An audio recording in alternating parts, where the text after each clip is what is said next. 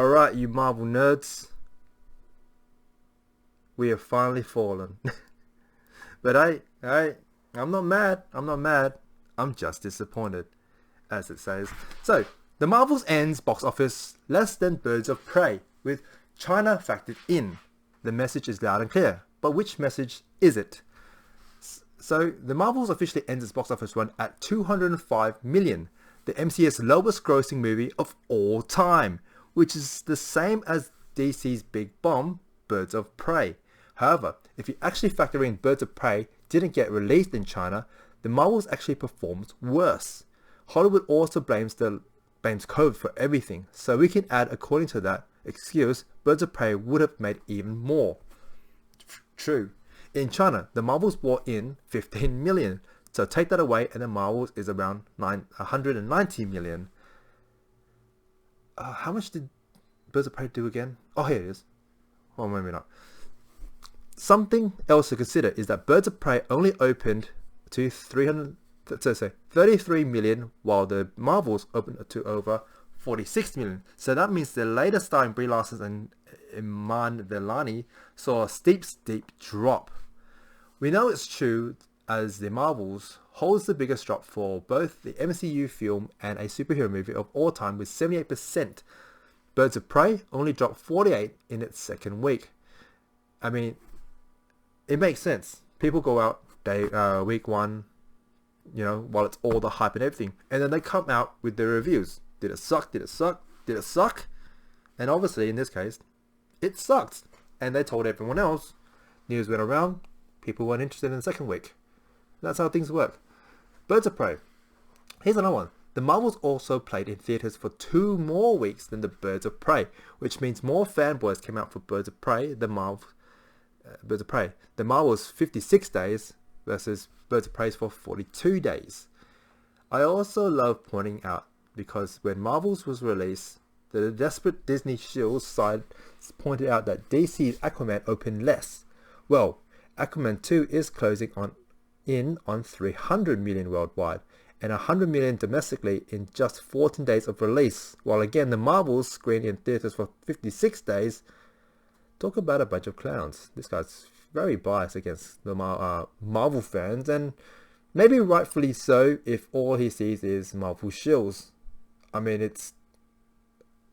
I'm not too up to date with Marvel fanboys these days. I mean, can you really defend Marvel's recent, line of movies and TV shows? They're all so bland.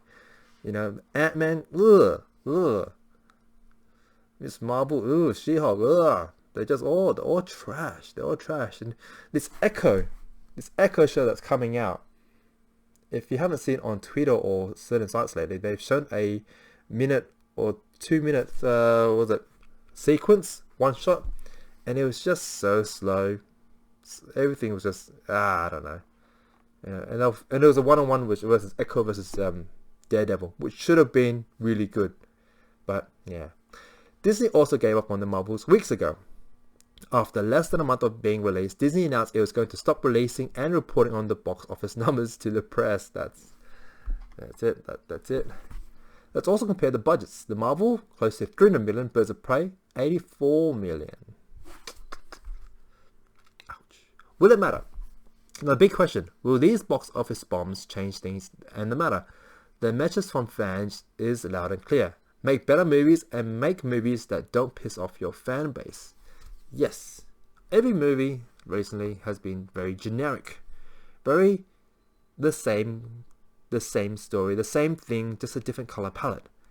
So, we need better stories. There's so much good stories in the comics. Why can't they just pull that out and just go hard with it? I don't know how they screwed up Doctor Strange as well. Doctor Strange 2? Don't know how they screwed that up. There was such a good story there. They somehow fucked that up. That said, regarding DC, James Gunn is rebooting the DCU and Superman Legacy. An actress up for the role of Lois Lane recently told Lois, said, Lois is one who saved Superman, has all the brains, and is the fearless one. What? Oof. Please don't be another Snow White thing where it's the woman that, you know, is the main character. Please don't. Regarding Marvel, it's unknown what direction the MCU is going to go. Similar to both Star Wars and Doctor Who, will Kevin Feige double down on the woke messaging? They should have got this message loud and clear, if not already. It's been a year? More? Disney might care if it makes zero money, as long as they continue to push the agenda. Really? I always thought money came first to Disney. But, who knows? Doctor Who, now with Disney involved, continues to push the message and continues to bomb. An exec at the BCC told fans it doesn't matter because they have the Disney money now, so stop watching. For Star Wars, Lucasfilms is apparently moving forward with a new Rey movie that no one wants to watch, just like Birds of Prey and the Marvels. The director of the film is some kind of woke activist who wants to send the message to men, just like Birds of Prey and the Marvels. How did that work? If you don't know, the Kylo Ren story is done. The actor's no longer participating in it. So the story of him is going to be end, and they're just going to focus on Rey. They're getting a new director in who, quote, says, "Now it's time for a woman to be writing Star Wars." And that's the direction that Star Wars is heading in. Talk about yikes. And that's it.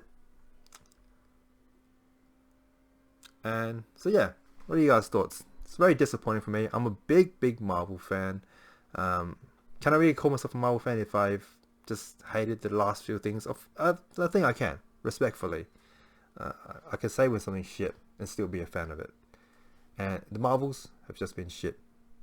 Everything they produced. I was even hyped for What If, and watching 1 or 2 episodes, I'm like, I don't know. I guess very cliche, but it is a lot of superhero fatigue that's going around. But yeah, it is what it is. I am looking forward to Madam Web. That looks good. That looks really good. Anyway, what are your thoughts? Let us know in the comments below, and we'll catch you on the next video. Bye!